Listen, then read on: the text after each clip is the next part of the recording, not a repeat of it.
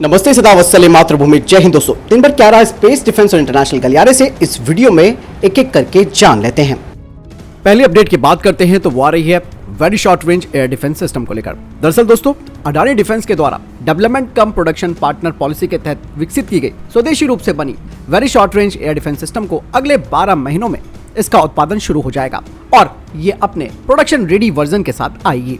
अभी हाल ही में डीआरडीओ ने इस very short range air defence system का परीक्षण भी किया और ये जो परीक्षण थे वो प्रोटोटाइप के थे, लेकिन जो प्रोडक्शन रेडी वेरिएंट आएगा वो कई सुधारों के साथ आएगा। बढ़ते अगली अपडेट की तरफ, जो कि आकाश एनजी यानी कि next generation mobile missile launcher को लेकर आ रही है। डिफेंस एक्सपो 2022 में आकाश एनजी मोबाइल मिसाइल लॉन्चर को भी प्रदर्शित किया गया था। आकाश एनजी जो कि एक मोबाइल सरफेस टू एयर यानी कि सतह से हवा में मार करने वाली मिसाइल है। इसकी मारक क्षमता 30 किलोमीटर है और डीआरडीओ ने इस सिस्टम को डिजाइन और विकसित किया है, जिसका निर्माण पुणे स्थित electro pneumatics and hydraulics India private limited के द्वारा किया जाता है। बता दें कि ये जो आकाश एनजी है, जब इससे सिंगल मिसाइल लॉन्च की जाती है तो इस सिस्टम का जो प्रतिक्रिया का समय है यानी कि रिएक्शन टाइम है वो मात्र 10 सेकंड का है, जो कि टारगेट पर हिट लगने के 10 सेकंड के बाद कंट्रोल यूनिट को इसकी जानकारी दे देती है। और ये भी कहा जा रहा है कि आकाश एनजी का जो एलिवेशन रेंज है वो 20 से 70 डिग्री का है और इसका एजीमुथ रेंज 360 डिग्री का है और ये 10 मिनट में 2 कैनिस्टर मिसाइल स्टैक्स को फिर से लोड करने में सक्षम है। और ये जो आकाश एनजी प्रणाली है ये 6 कैनिस्टर मिसाइलों से तैयार हो रखी है, जिन्हें एक मोबाइल प्लेटफॉर्म पर ले जाया जाता है। बढ़ते हैं अगली अपडेट की तरफ। भारतीय सेना प्रमुख जनरल मनोज पांडे जी ने कहा है कि अगले 7 से 8 सालों में भारतीय सेना अपने स्वदेशी उद्योगों से करीबन 7 से 8 लाख करोड़ के ऑर्डर उन्हें देने वाली है। सेना प्रमुख ने कहा कि हमने रशिया यूक्रेन युद्ध से बहुत कुछ सीखा है और इस युद्ध ने हमें आत्मनिर्भर बनने के बारे में बहुत कुछ सिखाया भी है। आगे पांडे जी ने बताया कि वे अन्य चीजों के अलावा गोला बारूद के स्वदेशीकरण और पुर्जों के वैकल्पिक स्रोतों पर भी काम कर रहे हैं। उन्होंने कहा कि पिछले 3 से 4 सालों में अगर देखा जाए तो स्वदेशी अनुबंध लगभग यानी कि जो स्वदेशी कॉन्ट्रैक्ट हैं वो लगभग 3 गुना हो गए हैं। बढ़ते अगली अपडेट की तरफ, जो कि अर्मीनिया को लेकर आ रही है। दरअसल अब अर्मीनिया की आंखें भारत के आकाश मिसाइल सिस्टम की तरफ है, क्योंकि उसका अक्सर अजरबैजान के साथ संघर्ष होता रहता है और इसीलिए अर्मीनिया ने भारत के साथ कई सुरक्षा समझौते किए हैं, जिसमें कि पिनाका के तीनों वेरिएंट शामिल हैं। और यही नहीं, अब तो भारत के आकाश को लेकर भी बातचीत शुरू हो चुकी है। रक्षा मंत्री राजनाथ सिंह के साथ अर्मीनिया के जो डिफेंस मिनिस्टर हैं उन्होंने मुलाकात की है। हालांकि दोस्तों, एक बात और पता चली है कि अर्मीनियाई मंत्री ने रक्षा मंत्री के साथ जो द्विपक्षीय बैठक की है उस दौरान कुछ और भी रक्षा समझौते हुए हैं, जिनके बारे में बात बाहर नहीं आई है। लेकिन दोस्तों, यहाँ पर इतना तो तय है कि भारतीय हथियारों से अर्मीनिया अजरबैजान को मदद करने वाले तुर्की और पाकिस्तान को भी साथ सकता है। और आपको मालूम है कि तुर्की के बने ड्रोन का इस्तेमाल अजरबैजान अर्मीनिया के खिलाफ कर रहा है। और यही नहीं दोस्तों, ऐसा भी कहा जा रहा है कि वहीं अजरबैजान पाकिस्तान के साथ JF-17 लड़ाकू विमान की खरीद के लिए भी पाकिस्तान के साथ बातचीत कर रहा है। दोस्तों, एक बड़ी अपडेट यहाँ पर सामने आ रही है, जो कि चीन और पाकिस्तान की मीडिया ने कही है। दोस्तों, जिस तरीके से आपको मालूम है कि अमेरिका, ब्रिटेन और ऑस्ट्रेलिया अपने ऑकस जो डील है उसके तहत आगे बढ़ने जा रहे हैं, जिसके तहत ऑस्ट्रेलिया को कम से कम 8 परमाणु संचालित पनडुब्बियां 2040 तक दे दी जाएंगी। ऐसे में दोस्तों, अब ये चीनी पाकिस्तानी मीडिया का कहना है कि भारत इस ऑकस समझौते को देखते हुए एक नया ग्रुप बना सकता है और हो सकता है कि ये ग्रुप जल्दी बन जाएगा। इस ग्रुप का नाम उन्होंने दिया है इन्फ्रस, यानी कि इंडिया फ्रांस। इस रिपोर्ट में यह कहा गया है कि इन्फ्रस यानी कि भारत और फ्रांस का ये जो ग्रुप है वो भारत को समुद्र आधारित जो ताकत है उसे बढ़ाने में मदद करेगा।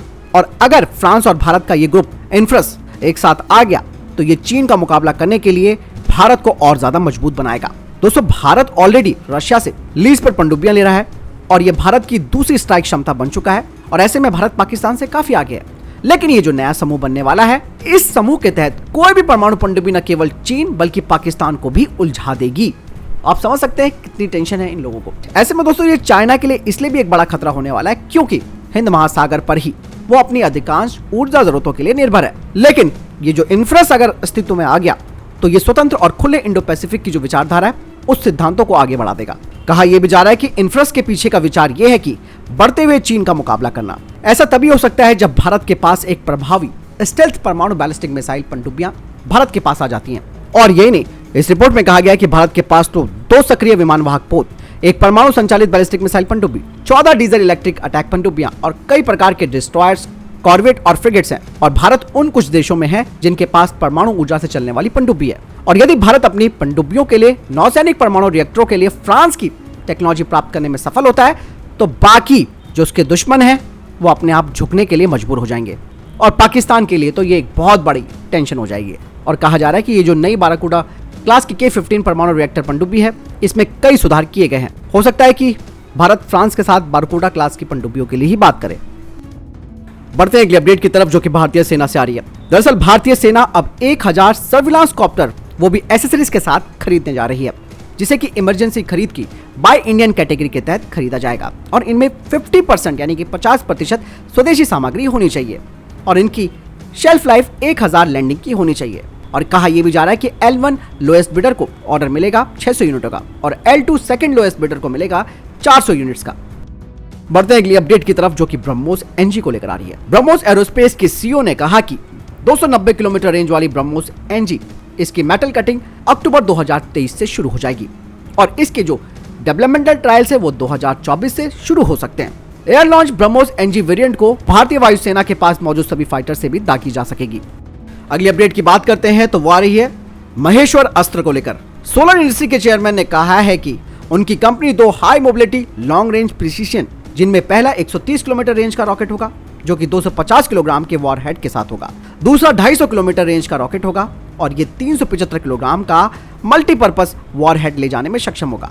कंपनी ने कहा कि उन्होंने ये जो प्रपोजल है वो भारत सरकार को भी दे दिया है और इसे मेक टू कैटेगरी के तहत ही तैयार किया जाएगा और इसमें 75% स्वदेशी कंटेंट होगा।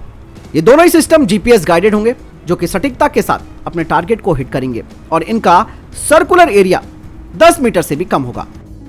बढ़ते हैं अगले अपडेट की तरफ जो कि HAL को लेकर आ रही है। HAL और इजरायली एरोस्पेस के बीच में एक MOU साइन किया गया है जिसके तहत भारतीय डिफेंस फोर्सेस में जो फिक्स विंग UAVs हैं उनका मेंटेनेंस किया जाएगा। वहीं इजरायली एरोस्पेस इंडस्ट्री ने अपनी नई सब्सिडरी दिल्ली में खोली है जिसमें कि वो एयर डिफेंस सिस्टम के जो प्रोडक्ट लाइफ साइकिल है उसे सपोर्ट करेगी। वहीं दूसरी तरफ HAL ने मिधानी ग्रुप के साथ एक MOU साइन किया है जिसके तहत दोनों ही आइसोथर्मल फोर्जिंग का निर्माण करेंगे एरो इंजन एप्लीकेशंस के लिए। बढ़ते अगले अपडेट की तरफ जो कि तेजस मार्क 2 को लेकर आ रही है। दोस्तों तेजस मार्क 2 के जो प्रोजेक्ट डायरेक्टर हैं उन्होंने कहा है कि सरकार की तरफ से मिलने वाला जो अनुदान है उसमें देरी की वजह से तेजस मार्क 2 प्रोग्राम का रोल आउट जो कि दिसंबर 2022 में होना था वो अब दिसंबर 2023 में हो पाएगा। साथ ही उन्होंने कहा कि रक्षा मंत्रालय और भारतीय वायुसेना अब इस फाइटर जेट में ज्यादा से ज्यादा स्वदेशी सामग्री लगाने की बात कर रही है ताकि किसी भी तरीके से सप्लाई चेन में दिक्कतें ना आए। और कहा जा रहा है कि जो 4 प्री प्रोडक्शन एयरक्राफ्ट होंगे उनमें 82% स्वदेशी कंटेंट होगा और जो प्रोडक्शन रेडी तेजस मार्क 2 का उसमें 90% जो कंटेंट है वो स्वदेशी होगा। साथ ही उन्होंने कहा कि तेजस मार्क 2 की पहली फ्लाइट 2024 तक हो पाएगी और 2029 की शुरुआत में ये अपने प्रोडक्शन में आ जाएगा। बढ़ते हैं अगली अपडेट की तरफ। दोस्तों HAL ने आज अपने हाई एल्टीट्यूड सूडो सैटेलाइट यानी कि हैप्स के 2 स्केल मॉडल का सफलतापूर्वक उड़ान परीक्षण किया। इस स्वदेशी हैप्स का जो विंग स्पैन था वो 8 मीटर का है और अब इसके फुल स्केल मॉडल का अतिरिक्त टेस्ट किए जाने की तैयारी शुरू हो चुकी है जिसका विंग स्पैन 25 मीटर होगा और ये 90 दिनों तक 65,000 फीट पर एयरबॉर्न सर्विलांस करेगा। बढ़ते हैं अगले अपडेट की तरफ जो कि DRDO से आ रही है। DRDO, AD और HAL ने अपने medium altitude long endurance UAV को डिफेंस एक्सपो 2022 में दिखाया। कहा जा रहा है कि इसका डिजाइन का मूल्यांकन किया जा चुका है और ये अपने फैब्रिकेशन के स्टेज में पहुंच गया। इसके 2 वेरिएंट्स होंगे, पहला रिकॉग्नाइजेंस सर्विलांस और कम्युनिकेशन रिले का होगा और दूसरा कॉम्पैक्ट वेरिएंट होगा जिसमें कि 6 हार्ड पॉइंट्स होंगे। दोनों ही variants 220 horse power diesel engine से संचालित होंगे जिन्हें कि vehicle research and development establishment ने बनाया है। बढ़ते हैं अगले अपडेट की तरफ। दोस्तों HAL ने भारत डायनेमिक लिमिटेड को खरीद के ऑर्डर दिए हैं जिसके तहत BDL 6 तरीके के काउंटर मेजर डिस्पेंसिंग सिस्टम यानी कि तेजस मार्क 1A पर लगाया जाएगा उसे HAL को देगा। वहीं दूसरी तरफ HAL ने लार्सन एंड टूब्रो लिमिटेड के साथ भी एक MOU पर साइन किया है जिसके तहत विंग असेंबली के 22 सेट्स बनाए जाएंगे तेजस मार्क 1A के लिए। इसके अलावा HAL ने लक्ष्मी मशीन वर्क के साथ भी एक MOU पर साइन किया है जिसके तहत 47 sets air intake of air assembly के लिए बनाए जाएंगे तेजस मार्क 1A के लिए। इसके अलावा HAL ने वैम टेक्नोलॉजी के साथ भी MOU पर साइन किया है जो कि तेजस मार्क 1A के 20 सेट्स सेंटर फ्यूजलाज असेंबली के लिए हैं।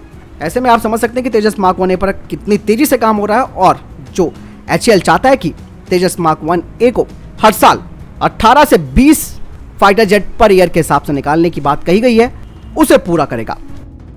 वहीं कुछ इंटरनेशनल अपडेट्स की भी बात कर लेते हैं दोस्तों। ब्रिटिश प्रधानमंत्री लीज ट्रस ने इस्तीफा दे दिया है और यही नहीं, उनकी कैबिनेट में शामिल वित्त मंत्री और गृह मंत्री पहले ही अपना पद छोड़ चुके हैं और प्रधानमंत्री पद की शपथ लेने के बाद से ही लिज ट्रस विरोधियों के निशाने पर थी और टैक्स कटौती को लेकर उनकी ही पार्टी के सांसद आलोचना कर रहे थे, जिसके बाद सरकार को अपने फैसले पर यू टर्न लेना पड़ा। अब कहा जा रहा है कि कंजर्वेटिव पार्टी के एक नए नेता का चुनाव दोबारा किया जा सकता है। अब ऐसा भी कहा जा रहा है कि अगर बोरिस जॉनसन के वफादार सांसद कोई अड़ंगा नहीं लगाते तो ऋषि सुनक का ब्रिटेन का नया प्रधानमंत्री चुना जाना भी तय है। अगली अपडेट की बात करते हैं तो दोस्तों वो अमेरिका के F-35 को लेकर आ रही है। कहा जा रहा है कि अमेरिका के उठा में वायुसेना अड्डे पर बुधवार को एक F-35 लड़ाकू विमान दुर्घटनाग्रस्त हो गया। हालांकि पायलट विमान से बचने में सफल रहा। कहा जा रहा है कि दुर्घटना के कारणों का पता नहीं चल पाया, इसकी जांच की जाएगी। बढ़ते हैं अगली अपडेट की तरफ। दोस्तों अमेरिका ने दुनिया भर में बढ़ रहे तनाव के बीच अब अरब सागर में गुजरात और पाकिस्तान की जल सीमा के पास अपनी महाविनाशक परमाणु पनडुब्बी को तैनात किया है। कहा जा रहा है कि अमेरिका ने परमाणु बम से लैस मिसाइलों को ले जाने में सक्षम पनडुब्बी यूएस वेस्ट वर्जीनिया को तैनात करने का ऐलान भी किया है। अब कहा यह जा रहा है कि अमेरिका अपनी परमाणु पनडुब्बी के गश्त के दौरान आमतौर पर उसके स्थान का खुलासा नहीं करता, इसी वजह से इसे बहुत ही असामान्य घटना कहा जा रहा है। अमेरिका के सेंट्रल कमांड ने कहा कि यूएस वेस्ट वर्जीनिया परमाणु पनडुब्बी ओहियो क्लास की है। तो दोस्तों ये थे अभी तक के टॉप डिफेंस और स्पेस अपडेट्स। वीडियो के संबंध में कोई प्रश्न जवाब या आपका कोई सवाल है कमेंट सेक्शन में लिखकर जरूर पूछ सकते हैं। साथ ही दोस्तों मैं आपको यहाँ पर एक बात और बताना चाहता हूँ कि डिफेंस एक्सपो से जुड़ी हर एक्सक्लूसिव तस्वीरें और वीडियोज़ मेरे ट्विटर हैंडल पर आपको मिल जाएंगी। मैं आपसे उम्मीद करता हूँ कि आप मेरे ट्विटर हैंडल को फॉलो ज़रूर कीजिएगा ताकि आपको लेटेस्ट जानकारी डिफेंस एक्सपो 2022 से जुड़ी मिलती रहेगी। आशा करता हूँ आपको वीडियो पसंद आई होगी, तो वीडियो को लाइक भी ज़रूर कीजिएगा और शेयर भी कीजिएगा और चैनल सब्सक्राइब करना ना भूलिएगा। नमस्कार, जय हिंद, वंदे मातरम।